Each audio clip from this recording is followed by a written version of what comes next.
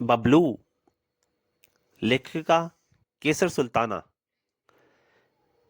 करोड़पति सेठ गौतम भाटिया के शानदार घर के उनके शानदार बेडरूम में। बबलू, मैंने तुम्हें इसलिए बुलाया है कि मैंने तुम्हारा नाम बहुत सुना है। मेरी भी एक छोटी सी परेशानी है, इसे दूर कर दो। कहिए। तुम देख ही रहे हो कि मैं बहुत बीमार हूँ। वह बीमारी यूं ही नहीं है बेटे, बल्कि मेरे बेटे बेटियों नाती पोतों में से कोई मुझे मार रहा है, मेरी दौलत के लिए। हो सकता है कि खाने में मुझे धीमा जहर दिया जा रहा हो, या फिर तंत्र मंत्र के जरिए तुम पता लगाओगे कि वह कौन है। तभी एक साधु ने प्रवेश किया वहां पे। कैसे आपको यह शक हुआ? बबलू ने पूछा।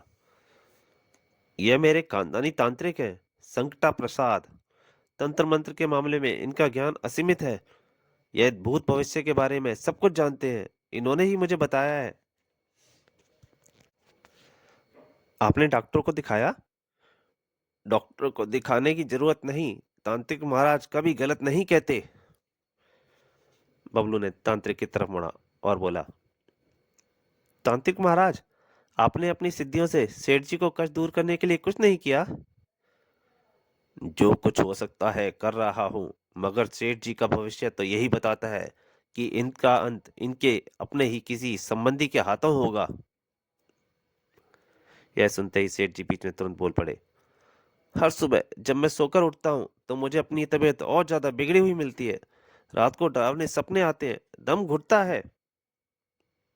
और फिर बबलू एक एक करके सेठ जी के घर वालों से मिला। सभी सेठ जी के लिए बहुत चिंतित नजर आए।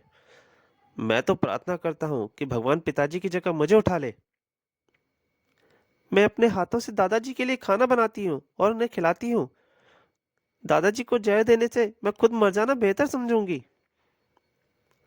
शाम को जब बबलू फिर से सेठ जी के कमरे में पहुंचा तो वह चुपके चुपके तांत्रिक महाराज से कुछ बातें कर रहे थे। वह बबलू से बोले। बेटा, बाद में आओ, अभी हम जरूरी बातें कर रहे हैं। ठीक है। और थोड़ी देर बाद, हाँ अब आ सकते हो, बोलो क्या बात है। आपने अपने बेटे बेटियों के नाम वसीयत कर दी है? सब नालायक है। किसी को मैं अपनी दौलत से एक पैसा नहीं दूंगा।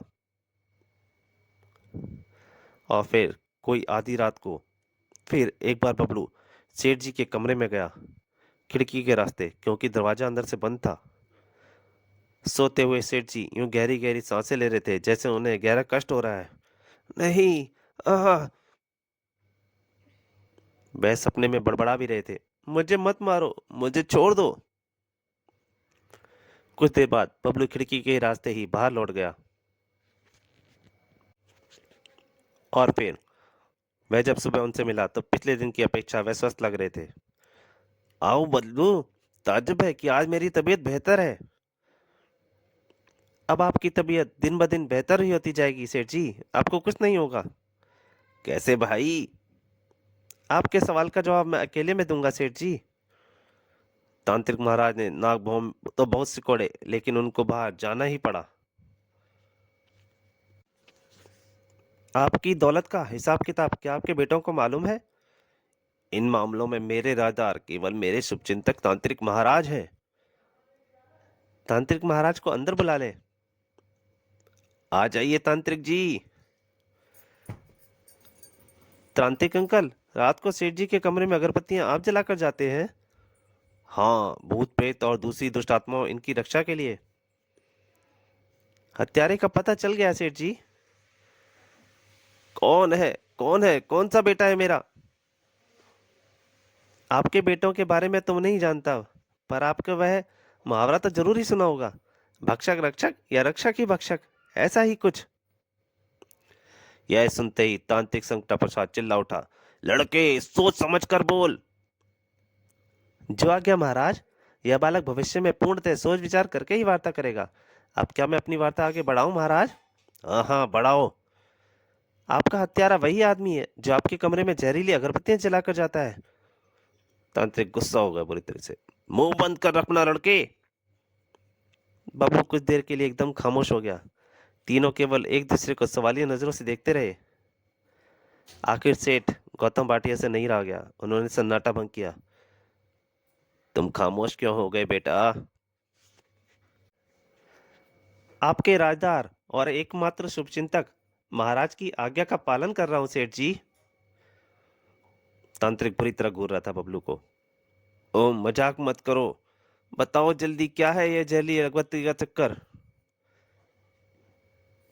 अगरबत्तियों में जहर होता है, धुएं के साथ आपके फेफड़ों में पहुंचकर धीरे धीरे आपको मार रहा है महाराज। बबलू तांत्रिक की तरफ मुड़कर बोला, मैं आपका सम्मान करता हूं कि आप उम्र में, ज्ञान में, अनुभव में मुझसे बड़े हैं।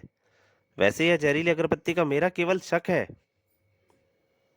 यकीन तो मुझे तब आएगा जब प्रयोगशाला में परीक्षण करने के बाद पुलिस यहाँ आएगी। तांत्रिक बिल्कुल पसीने से नहा गया था। उसी दोपहर को सेठ जी का फोन बबलू के पास आया। तांत्रिक फरार हो गया। मुझे मालूम है सेठ जी, वह शाम होने तक रुक नहीं सकता था।